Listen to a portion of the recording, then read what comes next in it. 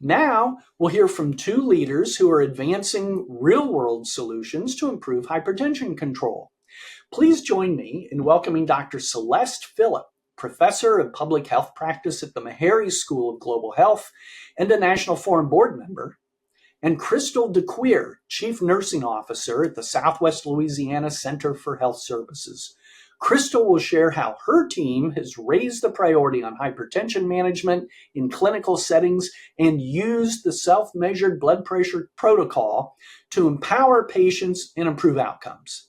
Despite being a proven, cost-effective strategy, SMBP remains vastly underused. But as you'll hear, with the right systems in place, it can be a game changer. Dr. Philip? Thank you, John. I'm delighted to be here talking with Ms. Crystal Decuir on her self-management blood pressure program that I think listeners, participants will learn so much from, as I know I did when we chatted earlier. So Crystal, if you wouldn't mind just starting out with telling us about your program and how you incorporated the self-monitoring of blood pressure into your very comprehensive program. Hi, thank you. Yes, so the inception of our program began in 2022. With this particular program, we choose to have an interdisciplinary approach where it included multiple members of the team. Our program, we utilize the target BP components of it to be able to help educate our staff, and also the medication algorithm from the American Heart Association, who we have worked closely with to be able to achieve the goals that we did achieve over the last several years. And the approach that you described incorporated many different partners. So there was some of the workflow changes that you made, if you could talk a little bit about that. But also in those changes, it required collaboration from many different partners within your organization, and then some out. So if you could start first with, what did you do internally to help get folks on board with what you were trying to do, with your vision? Sure. So first of all, we planned. We had a battle plan. We actually got together with an interdisciplinary team that included leadership. I am the chief nursing officer, so I pretty much direct a lot of the clinical components. Me and the chief medical officer, the pharmacist, the outreach department, and the overall clinical team. And what we did was we carefully looked at certain workflows already in the clinic and wanted to be able to sound the alarm. So what we did was a sound the alarm campaign, and this spanned it prior to us actually implementing anything. And what that included was we put flyers on all outside of the clinic doors of all of the patients that had blood pressures in that range between that 138, 140 systolic, and anything over greater 90 diastolic. And so that was able to give everyone a perspective of, we have to address this, whether the patient was symptomatic or not. Another thing that we did, we included the pharmacist. With the pharmacist, we looked at being able to look at what was some of the best protocols in regards to addressing our patients who did not have access to transportation. So we started the mail-in delivery. We started actually delivery services where we delivered medications to the patients. And also we do live in an area where our patients have poor access to, there's a food desert. So we partnered with Second Harvest. We partnered with our local mayor. We partnered with several entities within the community to be able to help us to achieve this goal. So it was truly a multidisciplinary approach. Change is always hard, but what you've described incorporates so many different leadership leaders within your organization and outside of the walls, and truly is a community-based approach. So I want to say kudos to you and your community for what you've been able to achieve. If you could share with our participants some of the numbers to show your success, which is really quite impressive. Not to brag, but to serve as inspiration for others that this can be done. Yes, and I do want to emphasize it was truly a collaborative team approach where we did was put the patient at the center.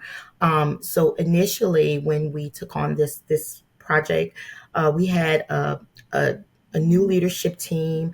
Our clinic just went through two hurricanes, so that was during the time Hurricane Laura, Hurricane Delta. We had 30,000 square feet of our organization was actually destroyed. And so when we looked at the numbers coming in, basically only 45% of our patients were controlled with their blood pressure. Keep in mind, a lot of patients did not have internet access. And so we had those issues that we were dealing with. And so that's why we choose to be able to do this collaborative approach. So we started with the 40% compliance, and by the end of the year, we had a 70% compliance of controlled of blood pressures being controlled. We started with 700 participants. So when we looked at our patients, 700 patients choose to participate in the program. When we finished off, 500 was our number that was left due to just people moving away, those type of different things. But overall, we went from a year's time from that 45% to a 70% compliance and control rate. And a lot of our patients today are still compliant. So currently right now, we're at like the 69 percentile. So there's things that we're definitely looking at to increase, but we did want to hardwire those workflow processes to make sure that we have a sustainable success for our patients and, not so rigid. Listen to our patients. We incorporated since then nutrition. So all of those patients speaks with a registered dietitian in that component. And so a lot of those patients also have diabetes. So that's the time where we kind of want to make sure that, we focus on hypertension, but we're focusing on all the other co-diagnosis that sometimes comes with patients who are limited to access and not have the healthiest foods. Another component of that was we started a community garden. And so the patients were able to receive the harvest of the fresh fruits. And so those are some of the things that we did to help with, I think, the numbers. It was a multi approach. I'll call it a humble brag, but it really is very impressive being able to pull in all of those different partners and think holistically about what it requires. We're talking about hypertension and self-management of blood pressure, but we know that once you start down that path, there are so many other factors. We talk about the vital conditions, and that is exactly what you've been able to improve broadly with this approach that you've taken. With all of the success, I know there were some challenges and some barriers. So if you could share briefly, maybe one or two of the top issues that you faced, but were able to overcome with all of your folks that were involved. Yes. So the first thing was interoperability. Like I did mention, a lot of the patients did not have access to Wi-Fi. So we had to deliberately select a certain self blood pressure monitors that are able to connect to various platforms. And during that time, it was so few of them that were able to integrate with the EHR systems. And so that took us a little while to be able to do that. So we had to bring on, additional members of our team that solely monitored those types of blood pressures.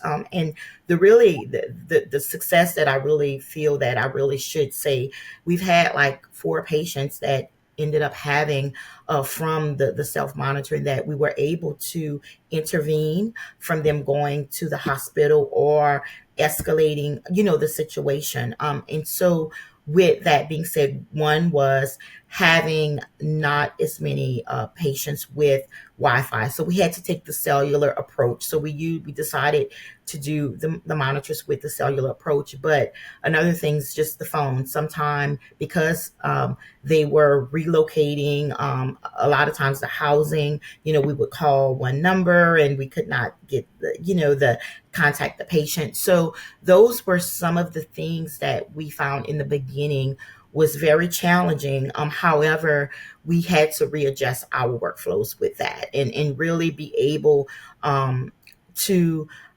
bring the patients together in other forms of communication. We started doing the portable messaging. There was just different options that we did not think about initially. Of course, the mail, but we wanted to be able to address those blood pressures in real time. And so that was the biggest, I think, for us, the barrier was really having that limited internet. However, Wi-Fi. However, what I can say with what we found was literally once the patients were educated, they came in, they knew the signs. A lot of those patients was looking forward to their success when they came back to the doctor. We celebrated that, and so some of the barriers initially was just I think not having that holistic approach to be able to give them resources with, of course, medications, but other resources once they were able to maintain their blood pressure, because that was one of the biggest things. In the South, people eat very unhealthy. And so really being able to be creative, just the registered dietitian, with them not feeling that something was taken away from them. Better yet, they were gaining, better outcomes with their Absolutely. Health. Thank you so much, Crystal. There's so much here to unpack. I suspect some people may want to listen to this a few times. But I think the key takeaways are if you know the best practices, you have a vision, you bring in leadership, you bring in team members, but most importantly, you bring in community. This can be done anywhere. You talked about some of the limited resources and some of the technology challenges, and you were still very successful. So I want to thank you for all that you have done for your community, sharing with us, and look forward to hearing more in the future. Thank you so much. I'll turn it back over to John Clymer.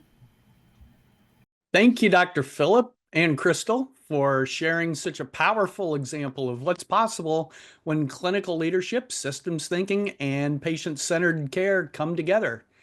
Crystal, your work demonstrates that hypertension control and the broader adoption of self-measured blood pressure monitoring don't require us to reinvent the wheel. What they do require is commitment, coordination, and a clear focus on implementation, the things that you outlined and that you clearly brought to the successful initiative. So thank you for giving us strategies and maybe even more importantly, hope that we can do better, because all of us must do better. Now we're going to open the floor for questions. So to those in the audience, this is your opportunity to ask follow-up questions of Crystal and Celeste Philip, and reflect on how these lessons can be applied in your own work. Please use the Q&A feature in Zoom to submit your questions, and we'll get to as many as time allows. So let's begin, Crystal, with the first question that's come in for you. How did you train your clinical and non-clinical staff to adapt to new workflows like SMBP and nutrition counseling, especially after the hurricanes? So thank you for giving me this opportunity. It was actually done in phases because we have several over 10 sites. And so we did a pilot site to be able to truly kind of get all of the kinks out. But we use a lot of the material. I wanted to be evidence-based. So with American Heart Association, a lot of the target BP resources and a lot of the videos, the same videos that the patients actually viewed in the front lobby. We had the nurses, from the nurses to the providers. We had a lot of our nurses and MAs every 6 months, really making sure that they were engaged with the webinars, the monthly webinars with Target BP. So it was a concerted effort. We also did lunch and learns to make sure that those specific workflows were hardwired. And it was effort because we had a lot of huddles. So a lot of times the providers initially with the flags on the door, I think, it really prompted them to, they had to see it, they had to address it. So that was different, but with the leadership team, we wanted to make sure we took a different approach, and it was an all hands on approach. And so I think what happened, what we've seen was once after the first 3-4 weeks, it's like anything else, it became hardwired. And then when that worked, we've seen a lot of success. And then we brought it to the next site. And then from there, we said, this works. This really works. So I think it was just more of taking it really, one step at a time, and having the open mind is to say, if this doesn't work, let's try something else, and sticking to it and then tweaking it as we go. So I think for me, it was really just being determined to say that we can change if we need to change, and if it doesn't work, and just getting all of the input from all levels of the staff. Thank you. It's amazing to me how something as simple as the flag on the door can make a meaningful difference. And we've heard examples of that over and over from Million Hearts hypertension control champions. So I love that you used that and brought it back to light. Dr. Philip, you, well, we've all heard Crystal talk about what she and SWLA achieved in southwestern Louisiana. What would you, as a public health leader, say to others in public health? What advice would you give about how this success can be replicated, these kinds of community clinic partnerships can be replicated in other localities, other regions? Yeah, no, thank you, John, and thank you, Crystal. Just again, so inspiring to hear how really, I'd say investing time in bringing folks together is really one of the key takeaways that I learned from our conversation. And that often gets overlooked because we're excited. We want to just jump in.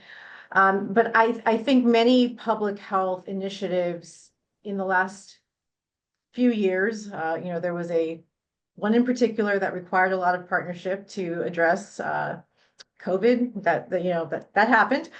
I think, and we talked about that quite a bit, to say some of these strengthened relationships that came out of spending lots and lots of time talking, maybe not together because we were all virtual, but building on those partnerships to now talk about other health conditions such as hypertension.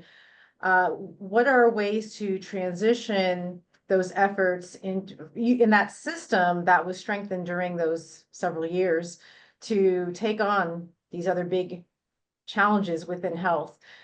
So I think hearing Crystal's story, and she talked about the destruction that occurred in their community, there is growth that can come out of these challenges. So I would say that is something we've all experienced in the last few years. So for those who are listening, if you are in a setting where you are still part of a group that is working closely together on any number of issues, to think about how you can build in focus on hypertension, building in the self-management aspects. I saw in a chat that we have someone who may be offering some devices, and thinking about what are those issues. Crystal talked about some of the barriers. We now have a lot of technology that has come available in the last few years with Wi-Fi and Bluetooth enabled devices, biometric wearables. I mean, there's so much potential in the last few years that can really help us advance what we're trying to achieve. But I do think that planning in partnership with the community is really the key first step. That's great. Thank you, Dr. Phillip. And I love your suggestion about your advice to make positives out of hardships that do bring people together. Thank you. Crystal, we have about 1 minute left, so that's a challenge for a quick answer.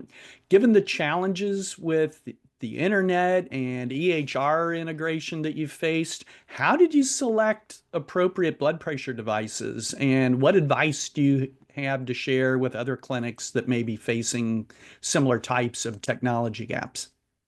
Yeah, so that was like the biggest challenge because, like Dr. Phillips said, we were in the height of the pandemic at that time. So the first thing that we looked at was making sure, of course, that the blood pressures are validated devices. Um, all of those monitors. However, the challenge was at that time, the interoperability, because not a lot of the EHRs in the devices actually connected. So we had to like go to an outside vendor that actually, at that time would be able to allow that information to be transmitted. And then it was the next step of literally having to increase our workflow and our the support team. However, what I did found was for us, because we still have not yet started building. Hopefully next month we'll start. We had lost 30,000 square feet, but at the end of the day, we had to pivot on that as well. So we actually had to um, utilize resources from other programs to be able to fund the newer and the latest devices that is integrated in our EHR system. And the reason being, it actually, with that integration, the providers are able to see, the blood pressures, they're able to act and respond more quickly. The patient navigator is able to reach out to those patients in regards to questions with med adherence, and everything is there. So it was just, with technology, one of the things that I could say, if I have to, please, before you go out and purchase anything, make sure the machines are validated, make sure that you get the IT guys, because it's just a lot of the, if you're not an IT person, a lot of that does not come natural for the questions to ask in regards to that interoperability. And then with upgrades, that's another thing I would definitely ask in regards to that from a technology perspective. So with that being said, a lot of the data, whatever you're looking at, you want to make sure you have good data hygiene. And that was one of the things that we made sure when we looked at kind of the accuracy of the data. What we did see was that even though we had this subset, a group of patients, it impacted our whole UDS score. So it was awesome because, the bigger goal was to show that, just across the health center as a whole, that we were improving in such fast pace. And then with the data Yeah. that we knew Yeah. that was sufficient, it actually, it made us feel really good in regards to making sure that, we selected and we did Yeah. pivot and purchase new monitors. So I'm sorry, I don't want to be No, redundant. that's very helpful, Crystal. Thank you so much. So data fidelity, very important. I think Naram Kasoon from AMA is with us, so I'm sure your nod to validated devices was music to his ears. Thanks, Nar, for all the great work that you're leading with the AMA and AHA. Gosh, Crystal, congratulations. 45 to 70, and more important, maintaining it. That's tremendous. Thank you for sharing your learnings. Dr. Phillip, thank you for sharing your insights and for leading this conversation. And thanks to everyone who submitted questions and engaged in the discussion. We really value your curiosity and commitment to advancing hypertension control, and these kinds of practical, patient-centered, and system-level strategies are what's going to drive this work forward. So thank you again to our speakers for your thoughtful and inspiring contributions. Thank you. Thank you.